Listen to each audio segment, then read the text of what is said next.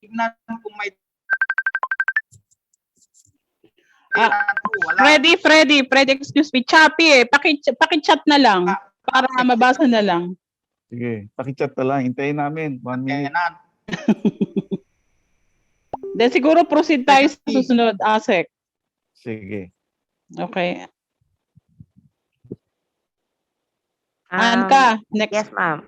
Opo, antay lang po. Laguna po ulit. Kapag po LGU bumili ng EP-CLO or CLOA, pwede po bang wala ng AO8 Series 1995? Hello. Wala pa na sa AO8 1995, hindi pa natin. Kaya sabi ko nga, for me, dapat nga hindi na rin dadaan dun eh. Kaya lang we have to amend AO8 1995. So yun, sinasabi ko na sa PRFC, we need to amend AO8 1995. For me, it's only my opinion. Hindi na dapat dumaan sa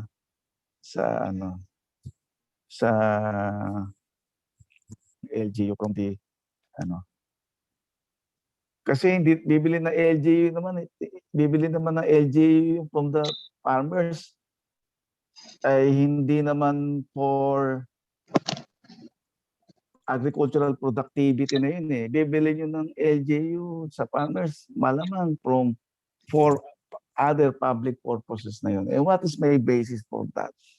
Under Section 6A kasi, LGU ay wala ng limit bumili, lalo na kung public purpose. Meron pasubali doon eh. Ang sinasabing pasubali doon, kung ang binibili ng LGU ay covered na ng CARP o covered ng CARP, patapusin na yung coverage. Tapusin yung coverage. At i-exercise ng LGU yung kanyang pagbili o yung expropriation niya. Diretso na doon sa tenant, hindi na doon sa original landowner. So, ano talaga yung intention ng batas? Intention ng batas, covered, hindi man covered yan, covered man yan, kahit covered yan, hindi dapat masakop ng 5 hectare limit ang LGU. Kasi kahit na may coverage, kukunin pa rin ng LGU. Hindi na nga lang doon sa original landowner, dito na lang dito na lang din sa beneficiaryo, sa CLOA holder. So allowed siya. Allowed ang LGU talaga, regardless of the area. Kaya nga yung tanong ko kanina, yung tanong na discussion namin yan nila Tony Marcos sa Cavite, dinideny kasi hindi pwedeng magbenta ng mahigit 5 yung transferee. Ang sabi ko, i-deny nyo, hindi pwedeng magbenta yung transfer. Bakit hindi nyo na-cover? Kasi kahit na-cover dyan, kasi nga mahigit sa 5, kukunin pa din ng LGU, the LGU under Section 6A, pwede niyang bilhin, pwede niyang expropriate regardless of the area. So yun lang yung opinion ko lang yun. That is only my opinion. Okay, Angka, proceed. Next question po ulit from Rizal. What governs in case the transferor or transferee are residents of 2 different places when it comes to the sealing of aggregate holdings? Anong ibig sabihin ng please repeat the question? What governs in case the transferor or transferee are residents of 2 different places when it comes to their sealing of aggregate land holdings? From Rizal po. So, ang pinag-uusapan natin dito, sealing. So, kahit na kung saan man sila residents, yung lupa nila, kahit saan man yan, kasama yun sa pagdedetermine natin ng ceiling of 5 hectares retention. So halimbawa, yung landowner nakatira sa Manila, o yung isa naman nakatira sa Cavite, o different residents, o at ang pinag-usapan natin ay agricultural land. So different residents sila. May lupa din may lupa sila sa Cavite. O hindi bibilangin lahat yung lupa nila sa Cavite. Kung may lupa pa sila sa Quezon, o di sasama sa bibilangin yung lupa nila sa Quezon. O kung may lupa pa sila sa kaya nga sabi natin, municipal or city assessor's office, isasama natin. Kaya lang mahirap na natin matrack kung nandun sa Davao, nasa Mindanao, o nasa Ang presumption naman natin doon, mga taga rito sila, siguro naman medyo malabo magkaroon. Pero hindi posibleng meron din sila sa Mindanao. Meron sila sa Ilocos. Kaya nga we still require yung affidavit of aggregate land holding. At yung affidavit of aggregate, yung affidavit na yon stating their aggregate land holding, under oath yun. There is a corresponding penalty in case of forgery. Kapag they make a false statement under oath, doon may criminal liability sila. Ngayon, baka material pa yan, kung different residents sila, saan sila magpapay? O kaya kung yung property, mayroon bang property na, for example, mayroon bang property located in Nasugbu, but the registration is in Lemery? For example lang. So kaya sinabi natin dito where the property is registered, not situated. Kasi there is a possibility that the property may be in one place, but the registration is in another place. So, alam nga naman doon ka sa play, wala naman doon yung registry. So, where the registry is located, then the PARPO office having jurisdiction on that place, sa kanya mo ipafile. Next question, please. Yes, sir. Thank you po. From Quezon 1 naman po. Ask ko lang po kung natanong na po ba kung ano pang document bibigay ng applicant sa MARPO to determine that the property has no conflict of claims by and between the families or third-person claimant. Thank you po. Wala. They will just make a request to the PARPO. And then on the basis of the request, the PARPO will make an investigation, determine yung mga dapat niya ma-determine under the AO. So go to the property. What is the actual use of the property? Who are the tenants, the occupants? And then then he must make an interview. Based on his interview, o may nagre-request, binibenta kasi ito, kumukuha sa amin ng clearance, may nagre-request. And then based on his interview, may kaso ba dyan? May tenant ba dyan? May illegal, makikita naman niya kung may illegal conversion o kung may premature conversion. So that's it. Establish niya yung all facts na yon in the certification. Mayroon na tayong form, ready form for the certification. Kaya lang yung mga forms, as I've mentioned, kung mapapansin nyo, there are many clerical or typo error there. So paki-ano nyo na rin lang, paki-ayos nyo na before nyo i-issue. Kaya ka next, please. Thank you, sir. Next Next question. question from Miss Julieta Regalado po. Pwede po bang affidavits ng transferor or transferee ay more than 6 months? Thank you, sir. Hindi, nakalagay nga. May nakalagay ba doon sa affidavit? Wala naman nakalagay. Ang hiningi lang natin na 6 months yung CTC of title, certification of the assessors, and then yung clearance, and then wala naman yatang inilagay doon. If there is no provision on that, wag niyong i-require. So what not required in the AO, huwag nyo hingin. Only those required, hingin nyo. Kaya lang, meron nga ako sinabi sa inyo na aside from the enumeration, may mga nakatago. O yun lang ang hihingin nyo kasi ganito pa nga yan eh.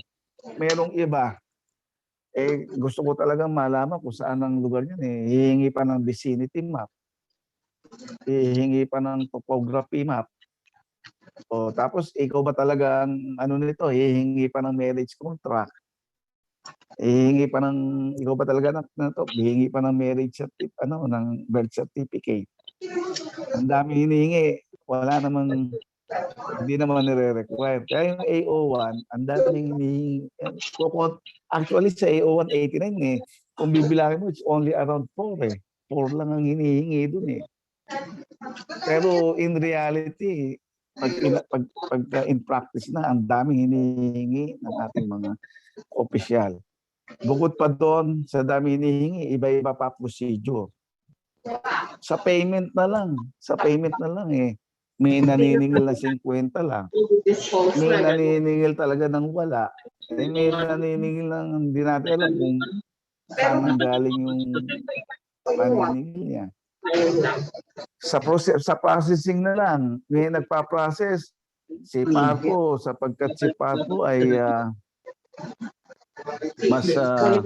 mas confidente niya yung halimbawa isang mapo. Sila yung mapo na yun na CCSW. O kaya naman ibinibigay niya sa legal CSW. O kaya naman ayaw niya sa legal, ibinibigay niya sa LTID ang CSW. So walang uniform processing. But under this AO, very clear pati process flow, and the persons responsible, accountable for the issuance of clearance. The payment is uniform. The mode of payment is there. So yun yung kaiba ng AO for 2021. So ang advice ko, yung hindi hinihingi, huwag niyong hingin. Yung hinihingi, hingin nyo, pero may mga tingnan nyo yung tatlong sinabi kong nakatago.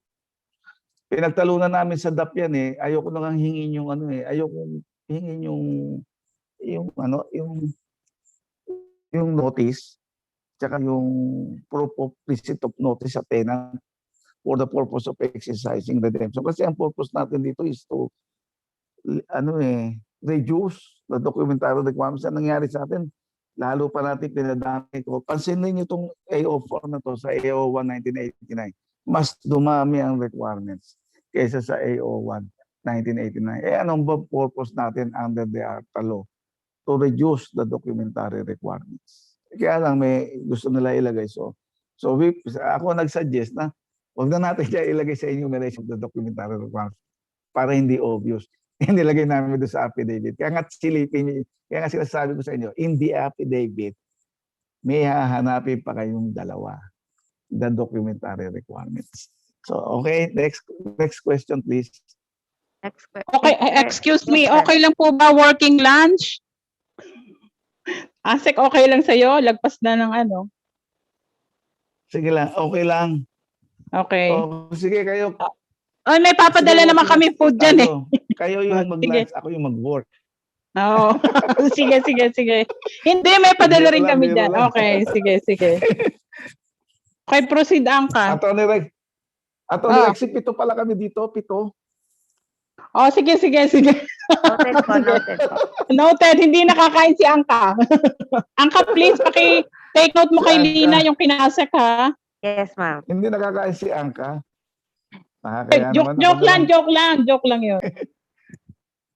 Sige, marami pa bang tanong yan? Sige. Sige, Angka. Po, sir. Ito po, from Laguna po ulit. Paano po kung third generation alienation po ng EP CLOA na nahingi po ng direct clearance, hindi na po siya covered ng NOC? Paano yung tanong mo yan? Paano po kung third generation alienation po ng EP CLOA na nahingi po ng direct clearance, hindi na po siguro po hindi na po ba siya covered ng NOC? Tama po ba, Ma'am Donna? Yun po yung... Dati po siyang dati po siyang CLOA or EP na naging nag-AO8 po. Tapos naging city na po, sir. Thank you po. Naging TCT na siya. Naging TCT is, ano yan, pangilan lipat yan? Pangalawa, pangilan lipat yan? Parang tatlo. From CLOA to TCT na po. Tapos TCT, parang fourth generation na po, sir. Tapos TCT to another TCT siya. Kung papansin niyo bago tong AO 4 2021, meron tayong dalawang AO. No? Yung sinasabi nating AO 6 2016. 18 at 2016. And then meron din tayong AO 7 2016. Yung tanong mo na yan, kung ang i-apply natin ay yung AO6 and AO7, no? Specifically AO6, ang sabi doon ay hindi na siya considered as awarded land. Ang tawag doon tal. Hindi na siya. So, hindi siya mako-cover ng ititreat siya as land transactions in the same manner as PAL or private land na siya. Kaya ang major restriction sa kanya ay si PARPO under AO 6 2016. Ngayon, yung mga yan, hindi lang actually third or fourth generation. Yan yung mga fully paid, tapos beyond the 10-year prohibitory period na, tapos ililipat mo nga, nakailang lipat na. So, parang private land transaction. The problem, kung i-apply natin yun, tsaka yung 7, clear na tayo talaga na, very clear na clearance, PARPO na clearance na lang siya. At ang mapupunta na lang kay RD under AO7 ay yung mga awarded lands na within the 10-year prohibitory period and not yet fully paid. So very clear yung 6 and 7 na yun. And the problem is, nung dumating si Kapaeng ay sinuspend niya yung 6 and 7. Sinuspend niya yung 6 and 7. Ngayon, nung pagka-suspend niya ng 6 and 7, bumalik tayo sa AO8 1995. Pagbalik natin sa AO8 1995, so awarded land dyan. Di ba? Kung titignan mo yan, awarded land dyan. Sinabi natin dito sa AO natin na awarded land dyan. Hindi yan covered dito. Ngayon, awarded land dyan. Kaya nga kailangan i-amend na natin yung AO8 1995. Nahuhuli na marami ng pagbabago sa AO8 1995. Isang example ng pagbabago sa AO8 1995. Di ba, sabi sa PD27, lands covered under PD27 shall not be transferable except to the government, to the land bank, or to the beneficiary. There is no period there on up to what time the prohibition will affect or will be effective. There is no time there limit. But in 6657, the law said lands awarded under this law shall not be transferable to the government. I shall not be transferable within a period of 10 years, except to the government, to the bills. There is a period 10 years. But when the Republic Act 657 was amended, Section 27 was amended by Republic Act 9700. The amendment was to the effect that all lands covered under CLOA or under this code and those covered under any agrarian reform laws shall not be transferable for a period of 10 years except blah, blah, blah. So, in effect, 9700 did not amend only 6657, Section 27 of 6657, but it also amend Section 27. Sorry, PD 27. Kasi under 9700, it says EP CLOA and all other titles issued under any agrarian reform law shall not be transferable within a period of 10 years. So parang gano'n. So parang after 10 years, CLOA and EP, parang transferable na talaga siya. After 10 years, mawawala yung parang perpetual prohibition under PD 27. Kasi under EO 228 kasi, under EO 228, I think Section 6, sinabi kasi doon yung last sentence of that section na EP o lands covered under OLT fully paid shall be transferable. That is 228 when it was issued by President Cory in I think in 1987. Pero merong Supreme Court decision, yung Viuda de Panlilio, sinasabi doon na na parang ang dating perpetual yung prohibition, non-transferable siya. Any transfer except to the government, land bank or another beneficiary or government, land bank, another null and void. Parang ganun ang dating. So, kaya nga ang recommendation talaga dapat baguhin, i-amend na yung AO 8 1995. At yung tanong kanina, klaro na sa amendment ng AO 8 1995. Ano ang dapat na talagang policy natin doon sa mga ganyang klaseng sitwasyon o transaksyon. For me, siyempre naka-regular title na siya, naka-ilang transfer na siya . At saka, ang sabi naman sa 9700, di ba, yung pagkang EP, yung CLOA issued under this code shall remain as CLOA, notwithstanding subsequent transfer. Kaya lang, nung nagtalo-talo kami ng ROD, ang unang sinabi ko, kahit na may mga subsequent transfers ang sabi ko. Kahit may mga subsequent transfers siya, hindi nawawala yung kanyang nature as awarded lands under the program. Kasi maliwanag sa 9700 sinabi, notwithstanding subsequent transfer, the nature, character of the CLOA shall be maintained. Sabi sa akin ng ROD, basahin mo nga yung batas, tingnan mo nga kung ang sinabi dyan, subsequent transfers. Hindi naman plural, singular. So subsequent transfers lang, yung isang transfer lang, sabi ng ROD.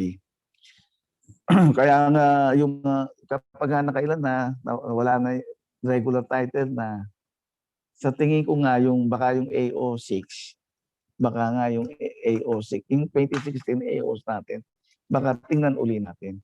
Yun yung sagot sa tanong na ano pa rin ang a-apply kung yung awarded land ay may series of transfers na, in fact, regular title na siya. Yung AO6 sana, yung 2016 AO sana, yun ang sagot. Kaya lang, suspended. Kaya, yun. Pero, opinion ko ang tatanungin, dapat i-amenda nga yung AO 8 1995. Ano na ba talaga ang policy natin tungkol doon? Ibalik na ba natin talaga yung AO6 o i-maintain na talagang awarded lands pa rin yan na dapat we treat the transfer as an awarded lands. So, yun yung Yung opinion ko lang doon sa tanong na yun. Okay. Next question, Anka. Sana nakuha ninyo.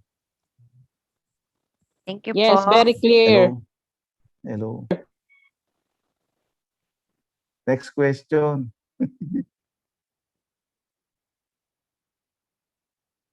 Anka, please. Hello, ma'am. Yes, next Apo. question, please. Yes po. Kung may list pendants po ang title tapos may affidavit of no pending cases, ano po ang sufficient doon?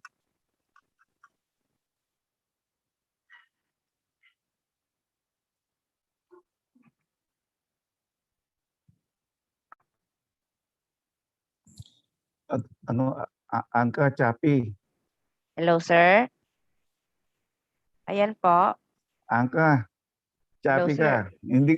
Hindi ko alam ang sagot, kaya Chapi ka. Hello, sir? Biro lang talaga, Chapi Okay, ka, Angka. Hindi ko maintindihan. Please repeat the question. Okay, sir. Ulitin ko lang po.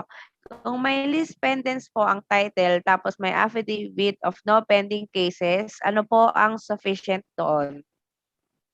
From Laguna po. Aba, hindi syempre yung the best, ibig sabihin hindi sufficient. Ano yung the best proof kung mayroon ng pending case? Siyempre the best proof is the annotation in the title. So it will appear kapag ka ganun na pinasend sa yung title, there is a list pendants. Nandun yung, malamang doon sa list pendants na yun, nandun doon yung details ng kaso. Ano yung nature ng case, saan nakafile, kailan na-register yung list pendants. So as between the affidavit and the documentary evidence na naka-ano sa list pendants, the best evidence yung list pendants. So there may be misrepresentation on the applicant, and that can be a ground for the denial of the application.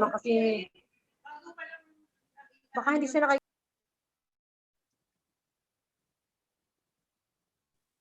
Angka, okay Anka, na? proceed. Next Hello, question. hello, sir. Sorry po. Yes. Gutom na si Angka.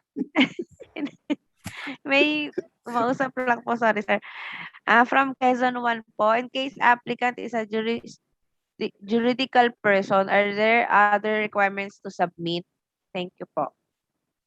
Angka, Chapi uli eh. Hello, sir. Yes. Apo, ulitin ko lang. Chapi, Angka. Apo, ulitin ko po. Chapi. In case applicant is a juridical person, are there other requirements to submit? From Quezon 1 po. Tama yun. Kung ang applicant is a juridical person, siyempre, ang may personality dyan ay yung the officer of the corporation duly authorized by the corporation. Kasi yung corporation cannot claim that he is the corporation, that he can alone sign it. No, may separate and juridical personality yung corporation. That's a separate entity. But he can be represented by an officer. So instead of SPA, hanapin nyo dyan yung secretary's certificate. So yun yung mga kaya nga itong AO na to ibinigay yung hindi sa records division, binigay yung yung process of evaluating the completeness of the documentary requirements. Sa legal ito kasi yung mga ganyang sitwasyon. Applicant corporation. So ang legal, alam na agad ng legal, ano hahanapin nila. So hanapin nila yung secretary certificate or board resolution authorizing the officer to represent as an applicant the corporation. Next question. Anka, ilang question na lang, parang 3 na lang eh. Aspect. Yeah, salamat. Anka, please. Nawawala si Anka Asik, inasikaso ang food nyo. Hello po. Sorry po. Ito po from Rizal. Application Yes. for transfer of 50 square meter is requesting to be exempted from payment of 2,000 pesos filing fee. 30 square meters? Ano nangyari yun? 50, sir. 50 square meters 50. po. Kung ang issue ay exemption, walang exemption eh. Sabi per transaction eh.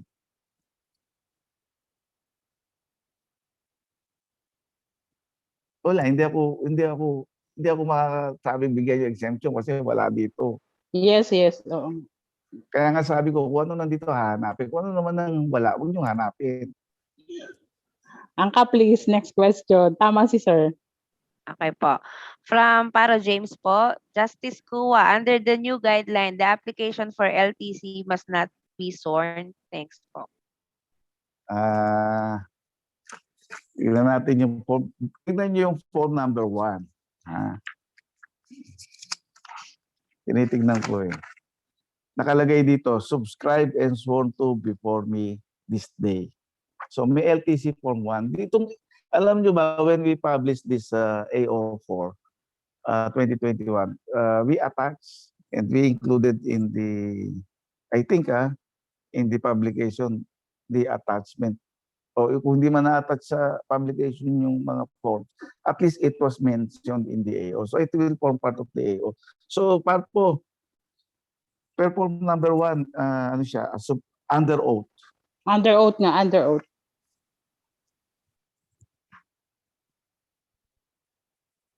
Okay, next question, Angka.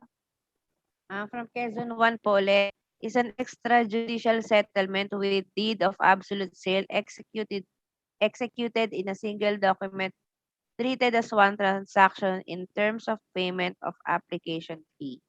Ayan nga, ito ang problema diyan ano.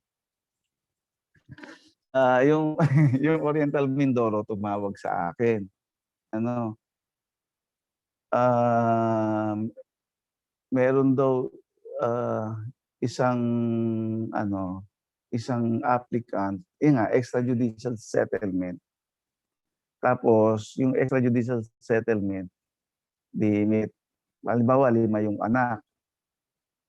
Tapos 5 yung anak, di nag-settle sila through extrajudicial settlement. Tapos yung isa winave in favor ng 4.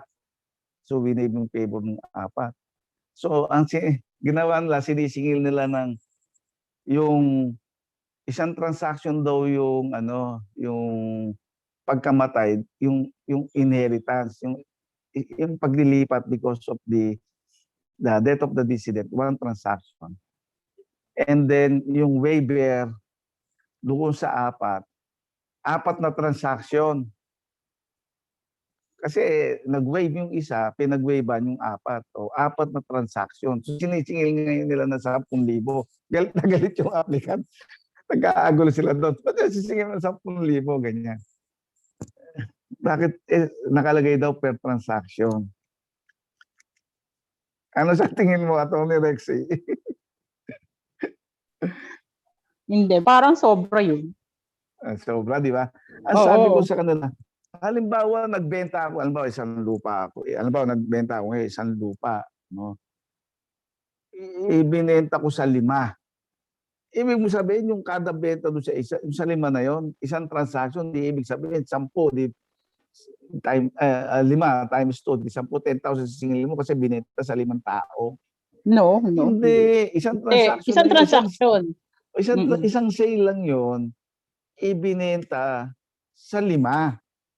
5 yung buyer, isa yung seller in one transaction. Sabi kong gano'n. So nagkakagulo sila sa auditor. Paano naman daw yung yung transfer na yung dahil sa namatay inilipat dito tapos nung malipat nag-waive sa. Siguro diyan baka pwede pa niyo singilin 2. Pero diyan naman sa AGS hanggang 2 lang 'yan. Dahil sa pagkamatay, may isang transfer, may isang transaction, nalipat. At mula nung mamatay, at may isa pa uling transaction na paglipat either dahil sa waiver or dahil sa sale, binenta sa iba, o dahil sa assignment. So, dalawang transaction. Baka hanggang dalawa lang, wag naman 10 dahil dahil ang naging pinag-waivean ay 4, bawat isa ititreat mo as one transaction. Hindi naman gano'n.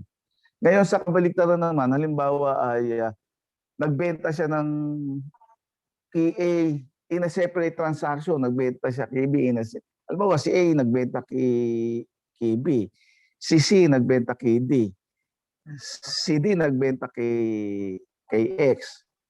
Tapos yung tatlo na yon nag-apply siya in one application, nilagay niya yung tatlong yon. O yung tatlong transaction, Yun, tatlo, yes. Oo, tatlo. Tatlong singil niyo doon. So, not per title, not per application, not per number of buyers, number of transfer, not per number of transfer, not per number of transferee, but per number of transaction ang nakalagay dyan. At Onelec, sino ginagawa natin ito? Sino naglagay ba niya ng per transaction?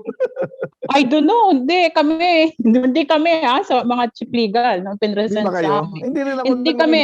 Hindi kami nag-suggest niya. Hindi ko alam. In fact, pinag-comment nga tayo diyan, 'di ba, nung presentation.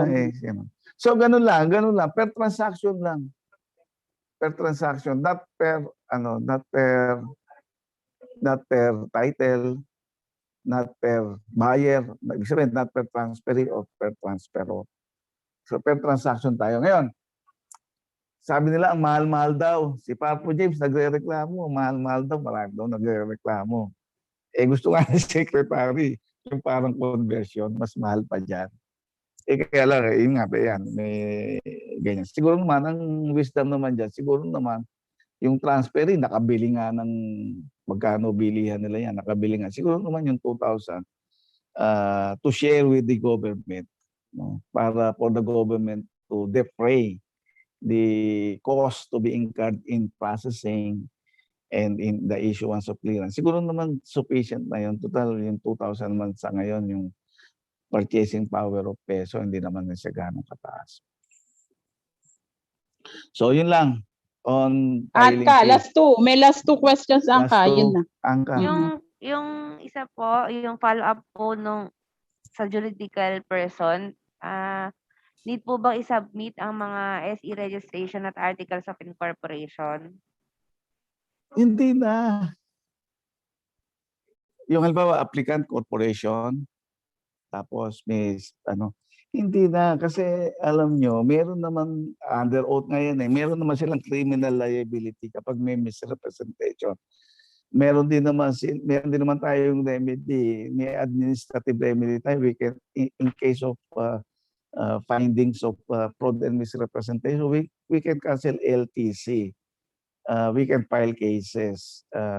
We can file criminal, civil, and even administrative cases against the applicant.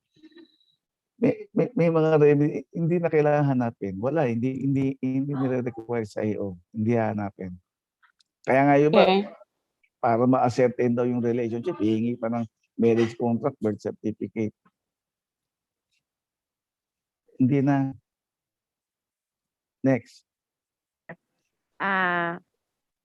From DAR Quezon 1 po, follow up dun sa LTC form number 1, ang notarization po ba ng application ay after na mag-issue ng certificate ang Marco? Sa akin bago i-file.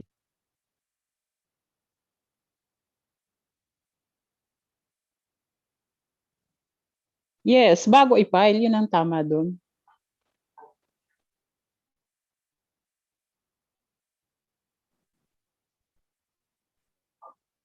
Next question, Angka.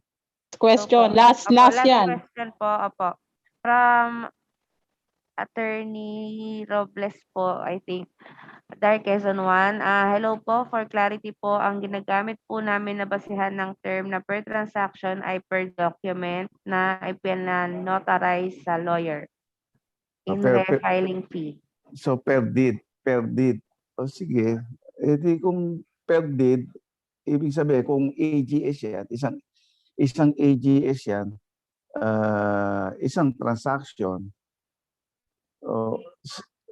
nasa inyo yun kung tingin nyo ay kaya lang yung nga lang din ang sabi ko kung yung AGS isang deed pero actually two transaction nangyari dyan. So basta ang sabi per transaction. Kung per deed kayo, halimbawa isang deed tulad nga nun, AGS, may isang lipatan dahil sa namatay. Tapos may isang another transaction, may lipatan. Siguro, sa akin lang baka dalawa nga yun. Per transaction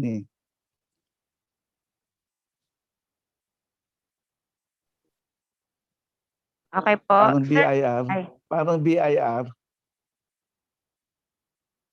dalawang yung, sa BIR kasi, dalawa tax on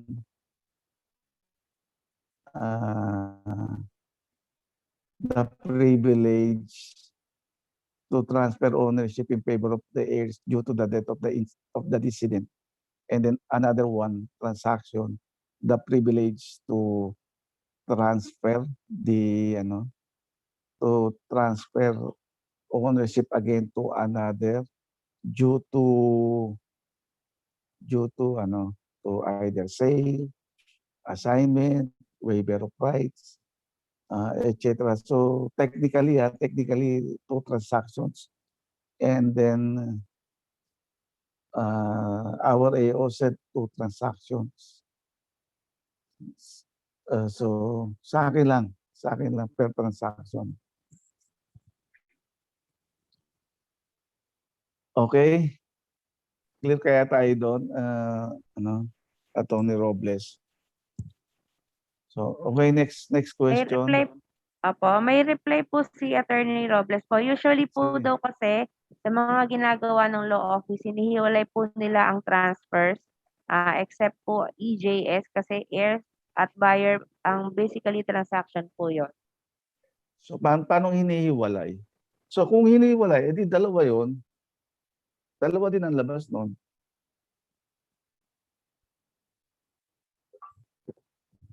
Halimbawa, yung AGS nila, magkahiwalay yung AGS lang, tapos hindi nila sinasama sa AGS yung sale o kaya yung donation. Paki-clarify lang. Hello, good afternoon po, Kuya. Yes. Magandang Paki-clarify. So, yun lang po yung for clarification lang po para po rin mas malinaw doon sa per transaction.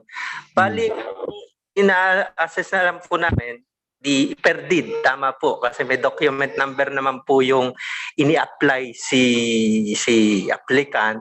So, kung ilan pong deed na may doc number ni Notary Public, yun po yung count ng per transaction.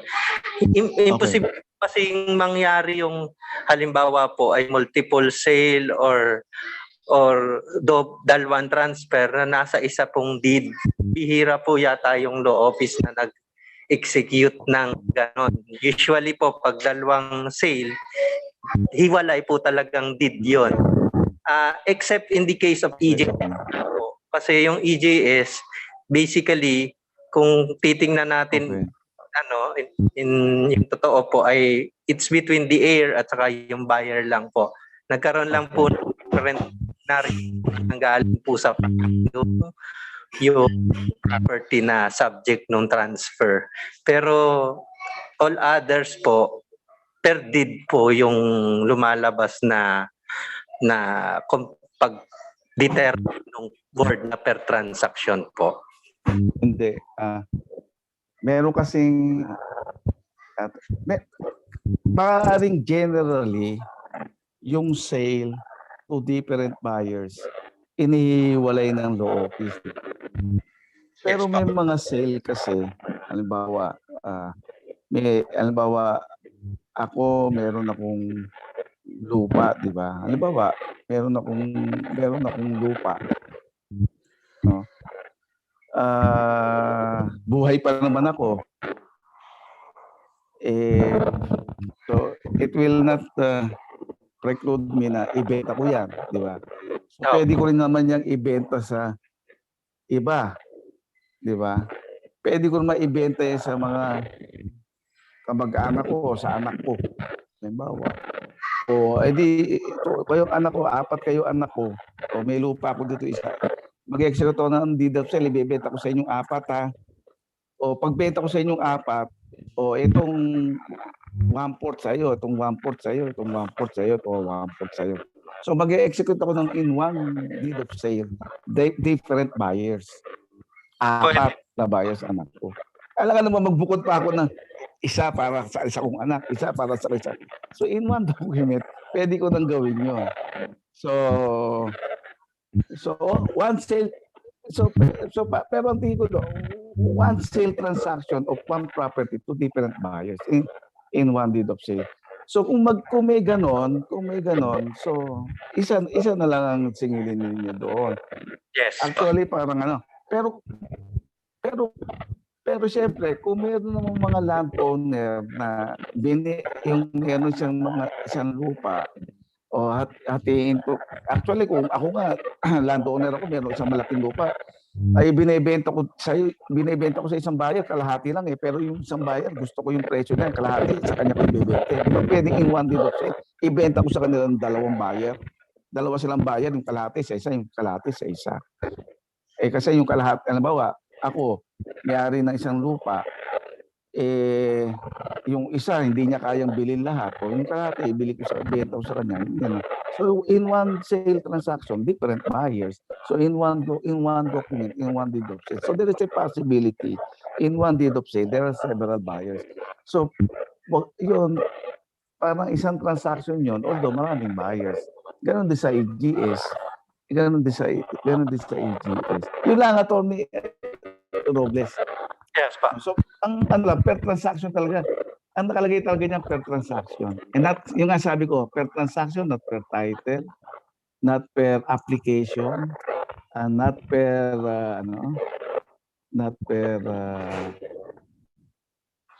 per buyer, transfer or transferring. So, per transaction. Hindi ko lang alam kung sino naglagay ng per transaction na yun dyan. Sana kilala na lang para walang subject kung masyado, no? Per application. Kaya pag per application mo naman, pag binenta sa marami, pag albawa, nagbenta si AKB, si BKC, si CKD. So, iba-ibang deed of sale yan, iba-ibang transaction yan. Tapos nilagay sa isang application. O, dilugi naman tayo doon. Kaya per transaction. So, din na lang natin yan per transaction. Ano ba yan? Okay. Last na yun eh. Per transaction, sundin natin. Okay, Atty. Okay. Lexie, meron pa? Wala na. Wala Angka, na. please.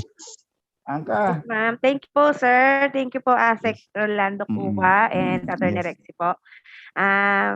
Ngayon po, binibigyan po natin ngayon po pala ay para sa isang mensahe. Nandito po si Assistant Regional Director Priscilla E.O. Good afternoon po, Atty. Presi. Magandang hapon, Segua. Yes. Madam.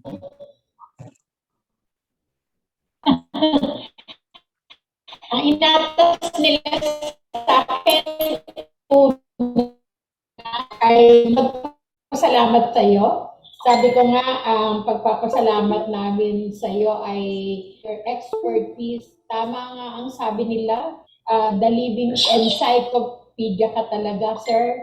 Parang kanina nakikinig ako habang nagdi-discuss ka, answer ka ng mga question. Para lahat yata ng wording sa lahat ng AO ng DAR ay kabisado mo. Something ganon. So, Hindi naman direct. in behalf of DAR Carabarzon, sir, maraming salamat. Pero ang ganda ng discussion, no? Napaka-simple, napaka-light, pero nakiklear natin lahat ng aspeto. Sana mas madalasan natin yung ganitong klaseng kasi minsan may mga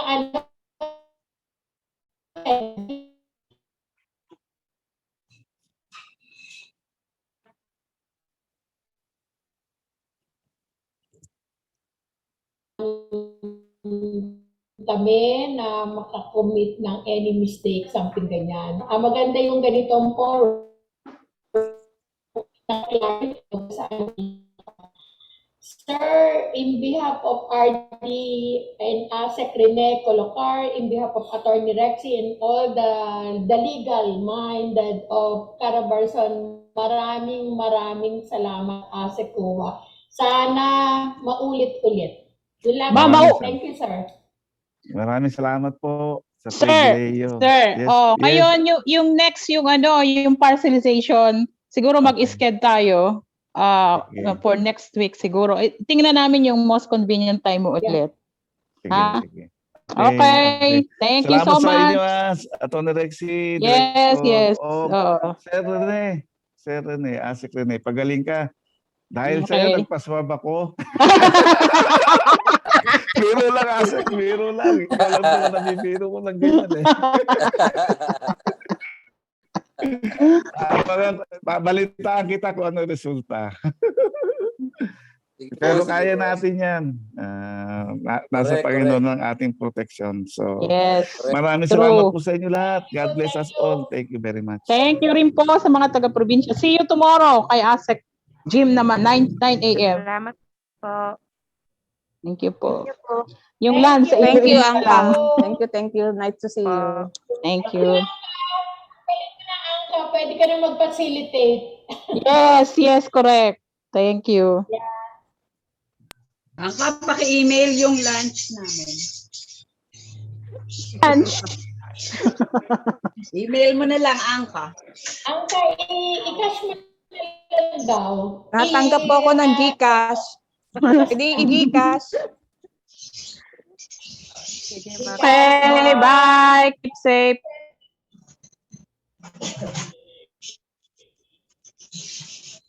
Ay, naku. Ang pandemic na ito.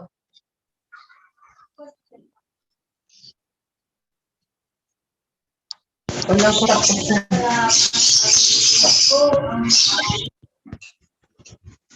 Hello? Hello? Hello? Hindi ako si Lina. Hello? Hello? Hello?